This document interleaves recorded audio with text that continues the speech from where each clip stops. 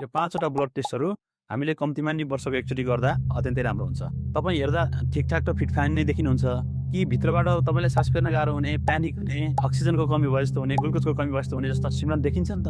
यो नर्मल हो कि बडीले सिग्नल दिएको हो त। धेरै मानिसहरू सिम्टम्सलाई इग्नोर गरिरहेका हुन्छन् तर वास्तविकता अर्कै भएको हुनसक्छ। त्यसैले 5वटा यस्ता टेस्ट जुन हरेक वर्ष गर्नुपर्ने हुन्छ।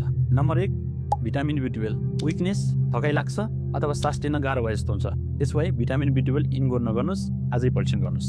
नम्बर 2, भिटामिन D, हड्डी, जोइन्ट अथवा मस्कुलर पेन भयो जस्तो फिल हुन्छ भने तपाईँको बडीमा भिटामिन D कम भएको हुनसक्छ। Number 3, CBC complete blood cell count. यो टेस्टले तपाईँको शरीरमा रहेको हेमोग्लोबिन र ओभरअल ब्लड सेलको बारेमा जानकारी दिन्छ।